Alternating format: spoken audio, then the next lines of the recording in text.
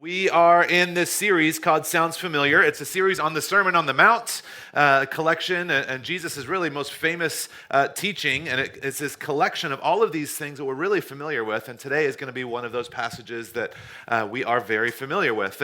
And I love the songs this morning. The entire set was obviously the band does an incredible job. Jamie does an incredible job. But this song, King of My Heart, is kind of an interesting phrase because really it has to do with this idea, this concept of who rules our heart. If you think about a kingdom is really anywhere that a king's domain reaches. That's where a kingdom kind of comes from. And so, do we live under the domain of a certain king? And so, this idea of Jesus being the king of our heart is really this question for us to ask ourselves: Is Jesus actually, is my heart fall under the domain of Jesus? Do I live, act, behave the way that Jesus calls for me to do these things? And so that's why we're on this series, because we want these verses and these ideas to be more than just like familiar ideas. Jesus taught these because he wants us to live this way.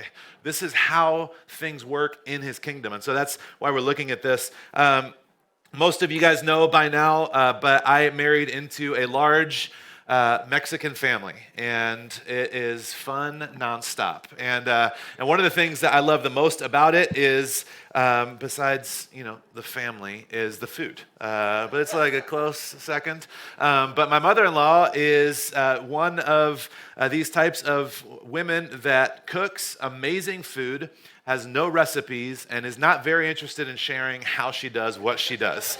And so there's been times I've asked her to teach me how to make certain dishes or certain things, and she's like, okay, come on over. And so I'll come with a pen and a paper or whatever it is. And so she's like, okay, so you just put in salt. I'm like, well, how much salt? And she's like, this much. I'm like, well, my hands are bigger than your hands. So, and then every single thing, every seasoning, every spice, it's about this much meat that goes into the pot with about this much water for about this long. It's like, I'm going to need more specifics than this. So we figured out some recipes and things like that. But one of the things that I just don't cook very much is Spanish rice. My wife has always cooked that. She does a great job.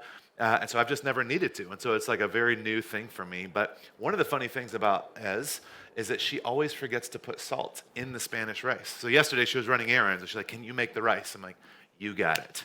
So I asked her for the directions, and again, it was very general. Like, okay, so you put about a cup of rice into about 4 to 5 cups of water and all these different things. And in my head, I was like, okay, let me figure this out. And I'm like, I'm not going to forget the salt in this dish. Like, I'm going to remember the salt.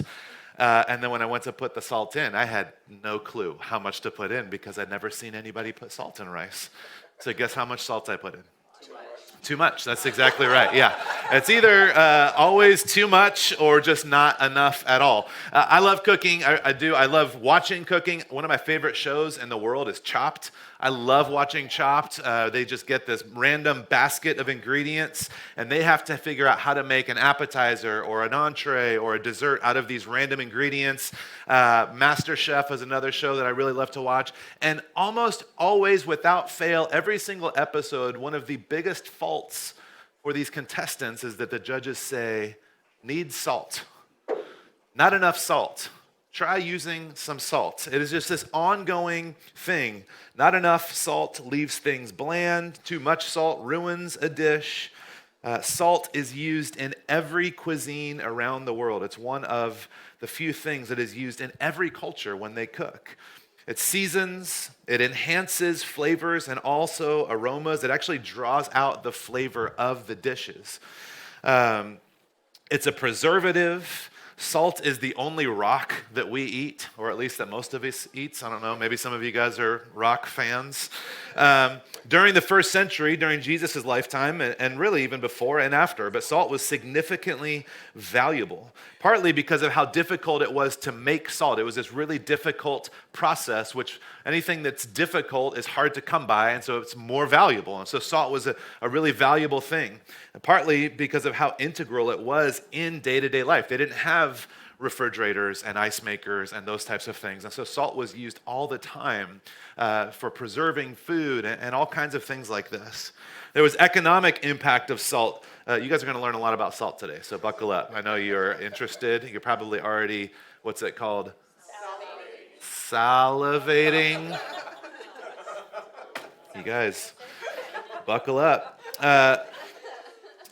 Salt was highly valued. Its production was restricted, and so it was actually used as a method of trade and as a method of currency. There was only certain people that were allowed to make salt. Roman soldiers were often paid in salt.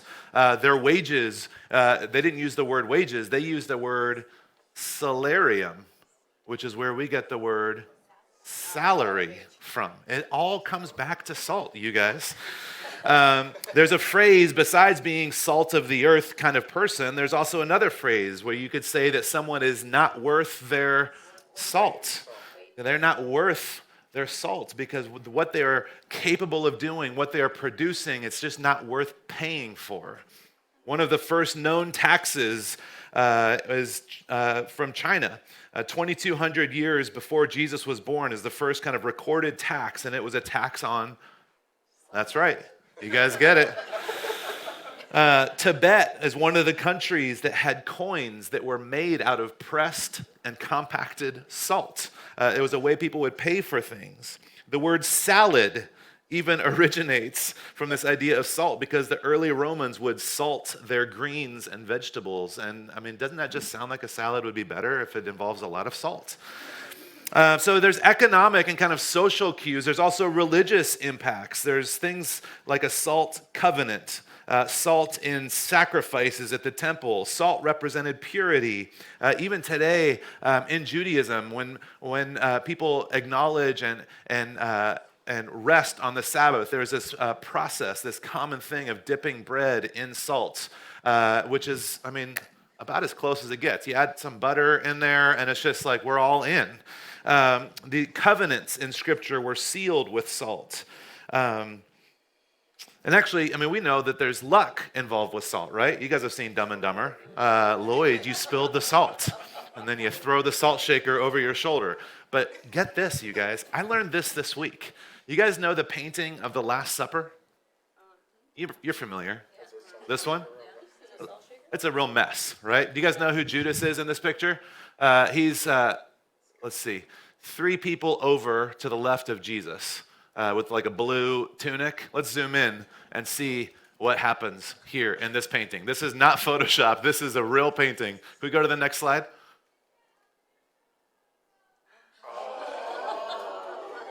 Right? That's the most impressive thing I will say today. Let's just pray and wrap it up.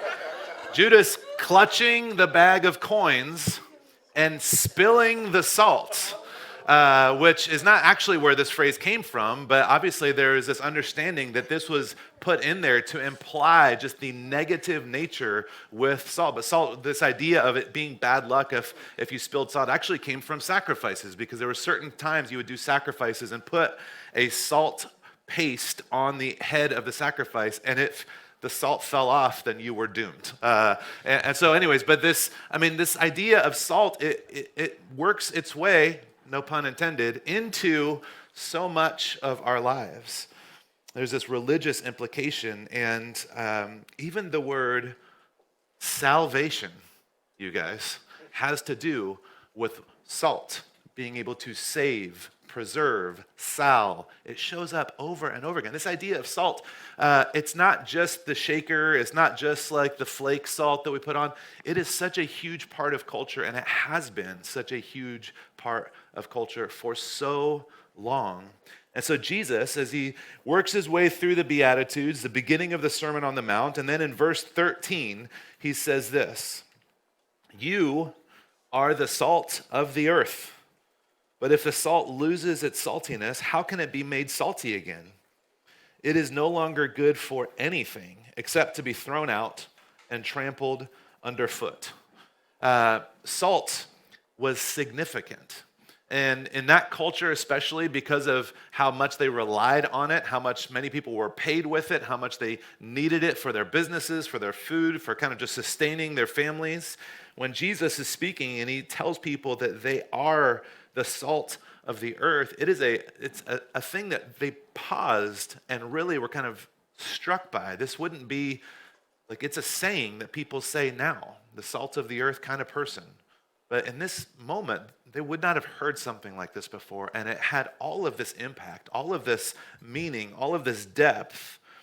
And he's not saying that you should be. He's saying you already are the salt of the earth. He's letting them know this is who you are. This is how I've created you, and this is what I want you to do. I want you to bring flavor, preservation, value to the world. This is your role. This is part of what I expect from you.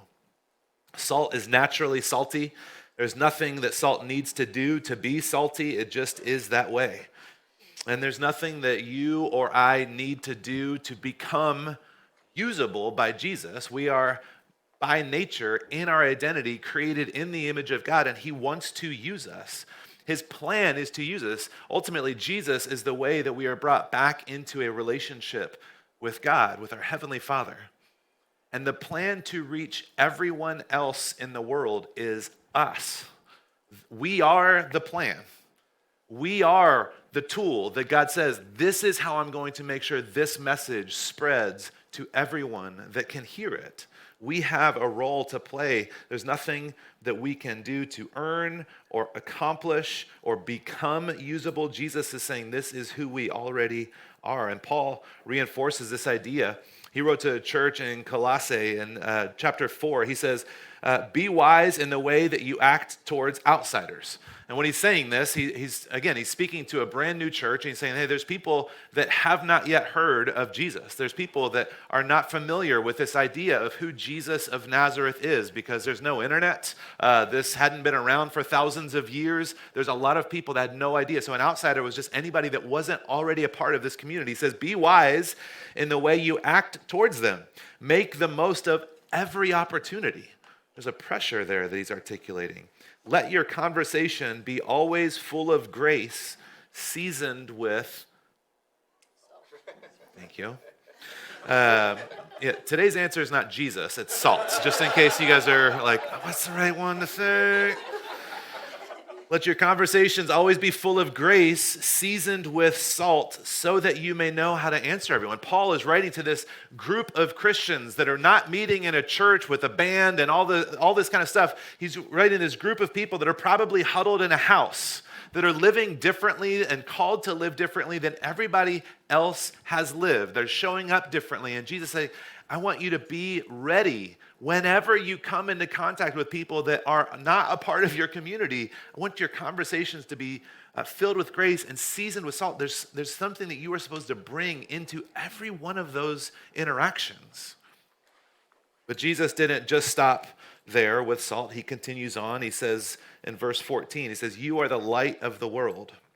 A town built on a hill cannot be hidden, and neither do people light a lamp and put it under a bowl.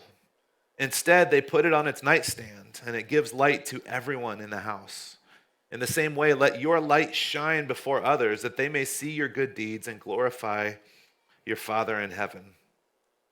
So there's these two ideas, these two common things. And at the time when Jesus was standing on this mountain talking to people, everything kind of would rise or fall on salt and light.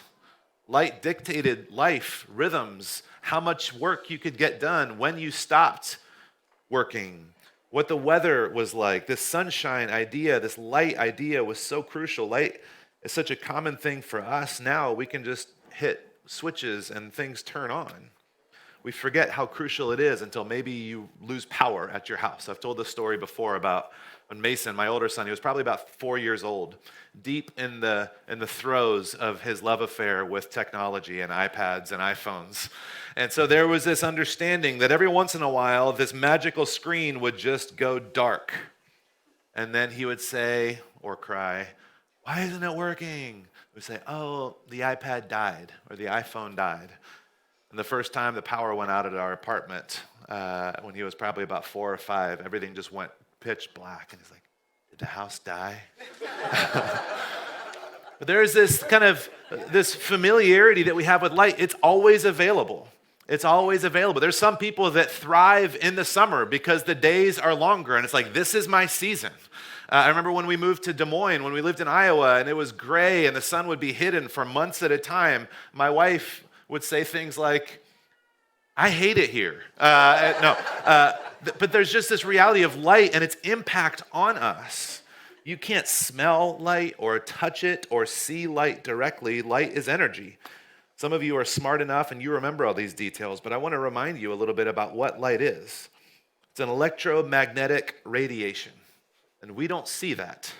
What we see is when it collides with an object, a portion of that light is reflected back into our eyes. So we only see what is reflected from the object. So light, the radiation, it hits something, and when it bounces back, that is when we see. When this reflected portion collides with our eyes, we see the object. You never see the light traveling through space, only how the light changes after it hits something and reflects it.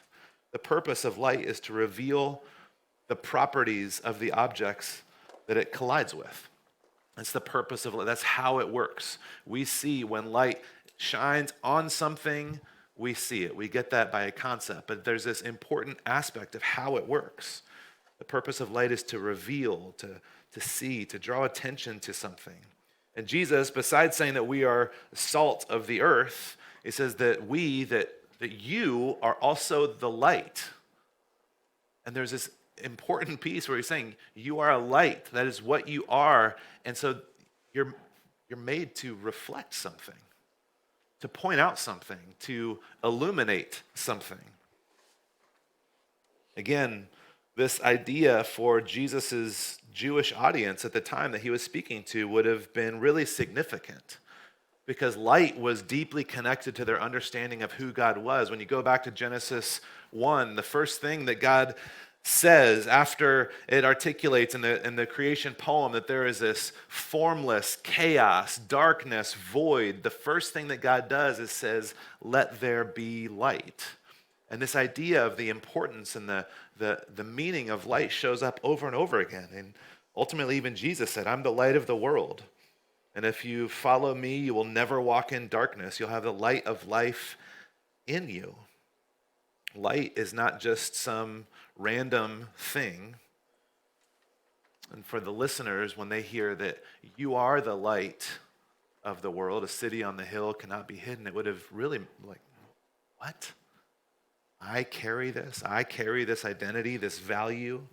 God created light. Jesus is the light, and now he's telling us that we are the light. This is a huge calling. We are meant to reveal something. We are meant to reveal who God is. Our very presence in people's lives should push away darkness. I think one of the phrases that in churches where I grew up and youth groups and things like that, and it was always really well intended. They would say things like, "Oh, you need to take God into your school, and you need to take God into that, whatever it is, that concert or whatever the thing is." And there's this idea where it's like, I understand the concept, but the reality is that God is already there. God is already in those places, and our role as light is to reflect what is already there. It's to allow people to see, to illuminate what is already there. We don't need to take God to places. God is already there. We are supposed to reveal God in those places. We are supposed to reveal that God is already moving and active and living and existing and creating. That is the role, is for us to shine a light, to point out, to make it known of what's actually happening here, what is already happening here. Jesus is teaching his followers that we're meant to be easily seen and also to be spread out into the world. Easily seen like a city on a hill and worked into our communities like salt would be used to be worked into food or meats or things to preserve. It's important for us to recognize this. Jesus' plan and who Jesus was talking to, because again, the disciples were just a random collection of people. They weren't like the leaders of the community. It was people that Jesus called and they started following him. And then the crowds that would have had the ability just to say, like, all right, let's sit around here and listen to this guy talk on this mountain for a little while. They're just regular people. Jesus wasn't teaching the politicians or the religious elite or the influencers or the celebrities. Jesus' plan, what he was saying is just to the mass, the ordinary, the really common people, you are the salt. You are the light. You are the plan. You are how the world realizes who I am. Jesus is counting on ordinary people with essential ingredients. Ordinary people with essential ingredients, salt and light, things that are very easy for us to come by. But it's important for us to remember that this is an aspect of who we are called to be, who we are created to be. My wife and I, we have different challenges when we go to the grocery store. I never use a list, and so I never buy the things I actually need, and I always buy the things that I don't need. She uses a list, but I'm not sure if she always reads the list, because she gets like almost the right thing every time. It's like, Thanksgiving a couple years ago, I asked her for pumpkin puree, and I made a very big deal, because this is an ongoing adventure for us, that not pumpkin pie filling, pumpkin puree. So you know what she got? Salt. No, I'm just kidding. Pumpkin pie. Pumpkin pie, that's exactly right. There's on the list, hey, you know what I need is condensed milk. You know what she got? Evaporated milk. There's a time for St. Patrick's Day when we were going to make corned beef, and that's not a holiday that her family celebrated growing up. And so I said, I don't remember what it was. It was probably like 8 pounds of corned beef. And she's like, okay, let me go to the store. I don't want you buying everything that you see. Like, I'll go get it. I'm like, okay. She's there. I get a call. She's like, 8 pounds is what you want? I'm like, yeah, I need 8 pounds. She's like, okay. You could hear like the stress in her voice. I'm like, what in the world is going on? Like, I get that you're Mexican and you don't have corned beef, but like it's, in my mind, it's everywhere. It's St. Patrick's Day. It's in every cooler. Well, come to find out, she went to the deli counter and asked for 8 pounds of sliced corned beef.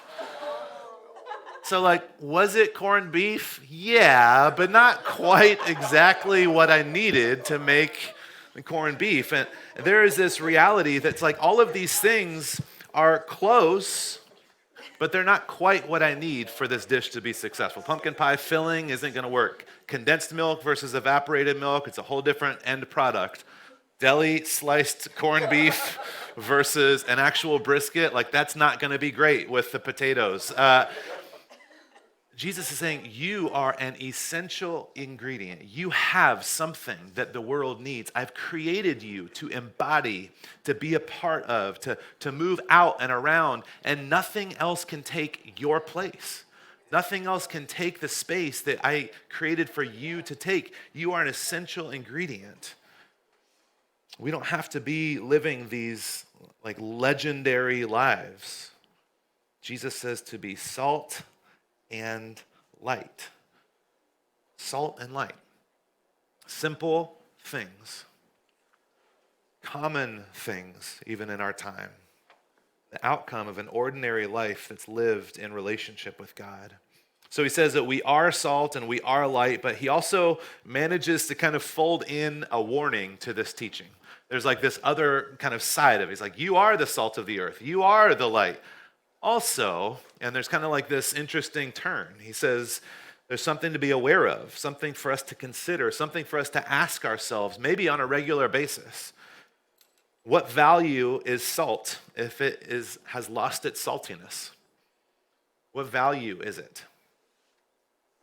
What's the point of having salt if it's not salty? Are you doing any good?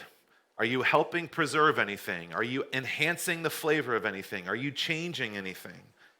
What value is a lamp if it's hidden under a bowl? Are you shining a light on anything, or maybe the right things? There's this warning where Jesus says, this is what you are, but that doesn't mean that you are functioning in the way that you're created to function. You are salt, but have you lost your saltiness? You are light, but have you lost the ability to identify, to shine, to highlight something? When Jesus talks about being salt of the earth, he's saying you can't just be in the vicinity of others, you have to be with others. When Jesus talks about being a light or a city on the hill, there's a specific reason we're called to reveal God. It's not just about being close. There's an intentional focus. It's not just the vicinity of it. When I was getting ready for this, I thought of this thing. It made me chuckle. I don't know if you guys will think it's funny or not, and it's vaguely related to this message. But you guys know I have a deep love for sparkly waters, all of them. Flavored, unflavored. LaCroix is what got me hooked, but I'm a Topo Chico guy now. We've talked about this before, important church things. Well, a lot of people, weirdos, don't like LaCroix.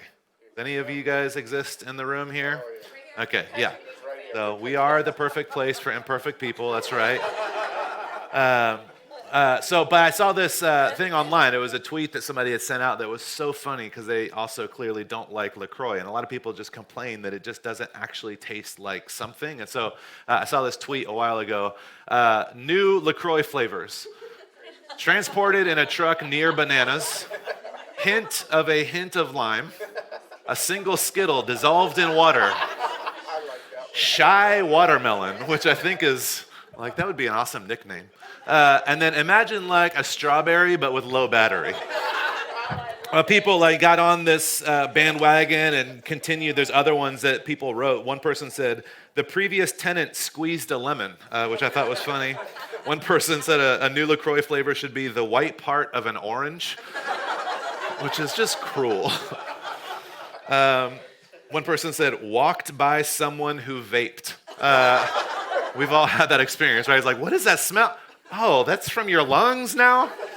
And then the last one that I'll read was Tupperware that once had fruit in it. It's not just like being in the vicinity of a truck of oranges. It's not just being in the vicinity of people. Like, we are called to be integrated and ingrained and part of community, part of culture, part of our neighborhood, part of the school, part of the workplace, part of your focus, your calling, your career. We're called to be integrated in. That's when salt helps. It is worked into the process. And light, you have to be able to shine on the right things, to point out, to reveal who God is and how he is already existing and working and showing up around people. Just being alive isn't enough. And I think for a lot of people and a lot of churches, and honestly, most of the times when I've heard this passage talked about, they really spent a lot of time talking about how we're not supposed to just be like this holy huddle. Have you guys heard that team before?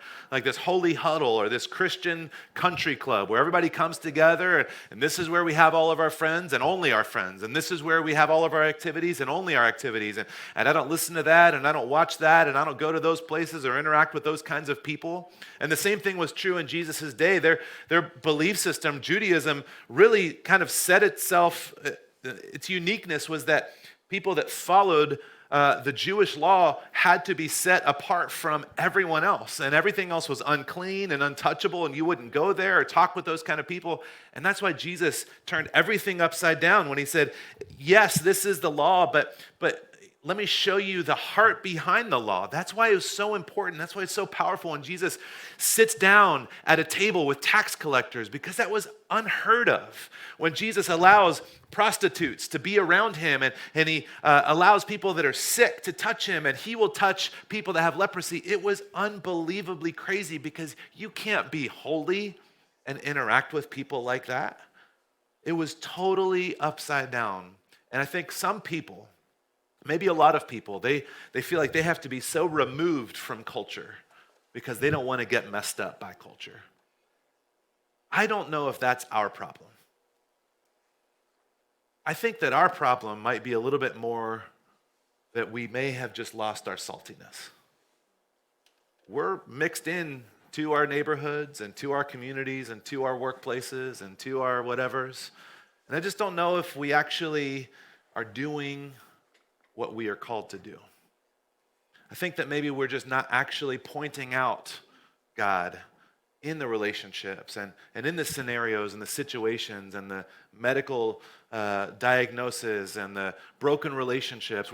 I don't know that it's that we have this holy huddle problem. I think it might be more the second half of this warning that I don't know if we're actually functioning in the way that Jesus intends for us to function. Are we bringing out beauty? Are we pointing out the goodness? Are we bringing life, preserving, saving? Are we helping create something that people realize this is different? This is better. What is happening here now? What's in this situation that's different? That's what salt does. I don't know if we're functioning in the way that Jesus intended for us to function as light. I think a lot of times it's like, yes, I am going to hang out with all these people and for sure, use a small bowl to cover a little bit of the light because I don't want to be seen as weird, or maybe I just want to have the freedom and the flexibility to cut loose a little bit. And so I just want to make sure let me just kind of minimize a little bit of it because I just really want to be able to take a breath and relax and just fit in or not be seen as weird or judged or whatever it is. I don't know if it's that we have this holy huddle problem. I think that the concern that I have for us, and myself included, is that I don't know how salty we are outside of these walls. How much are we actually pointing people back to Jesus? How much are we living in a way or speaking in a way or kind or generous or forgiving or graceful, or is it showing up in our lives? This is the challenge that comes with this calling of Jesus. He says, you are salt. Be salty. Don't lose this. Otherwise, what's the point? You are light. Why would you cover it? Why would you cover the ability to point out God's goodness and God's provision and God's the way he's cared for you? And why would you hide those things? That is what everyone is looking for.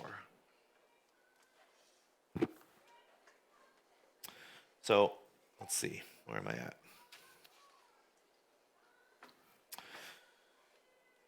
Are we living in a way? Are we serving in a way? Are we giving or talking in a way that causes people to wonder, to be curious, to consider their faith? Or are we living in a way that is unintelligible from others? You may see God around you, but do other people see God around you? You may recognize what God is doing, how God is showing up, but do other people recognize it? Have you connected the dots? Are we able to have those conversations? Do people look at my life and see something different? Do people look at my life and desire what I have? Not my 2004 Scion XB. And that's the gift. Because it's not about what you actually own or drive or wear or what your title is that is what is going to actually make a difference in people's lives.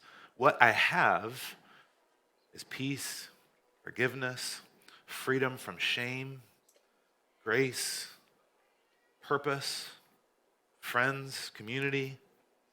That's what I have. Do people see that in my life, and do they long for that, or somehow have I lost my saltiness?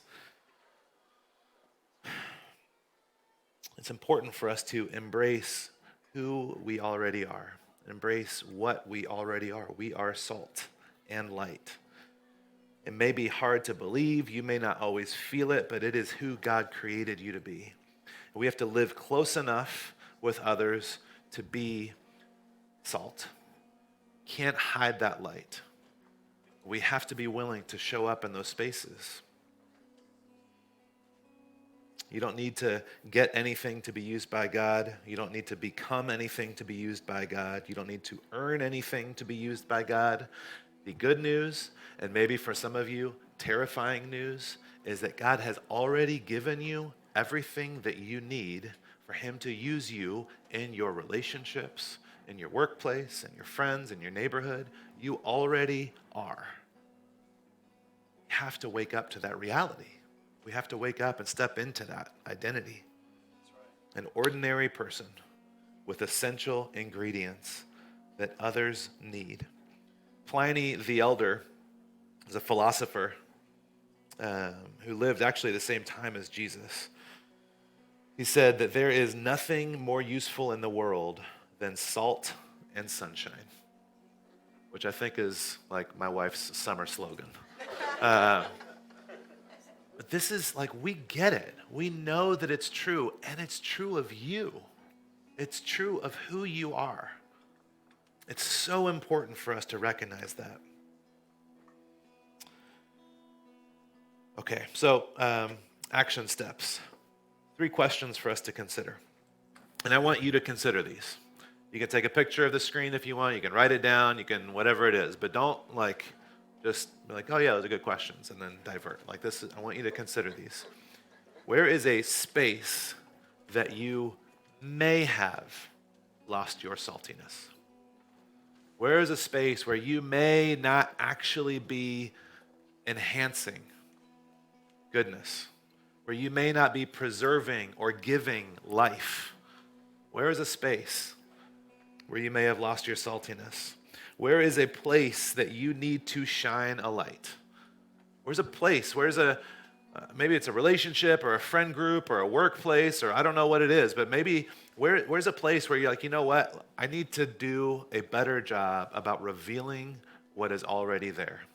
In the middle of a broken world and all kinds of chaos and pain, who wouldn't want to know that there is peace available, that there is meaning, purpose, goodness, even in the difficulties?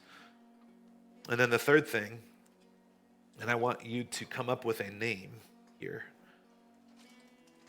Who is a person that you are uniquely able to reach? There's 8 billion plus people in the world.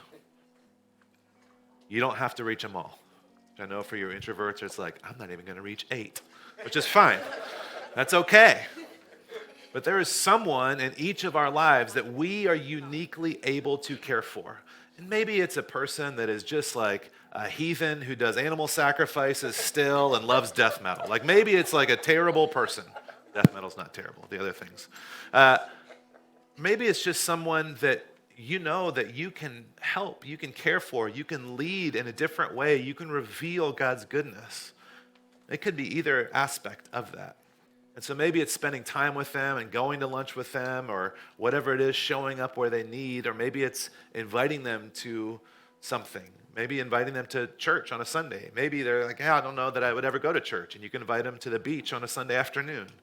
Maybe it's inviting them to a worship night or a small group or any number of things. But each of us has someone who we are uniquely able to reach. And God is counting on it. Let's bow our heads and pray together.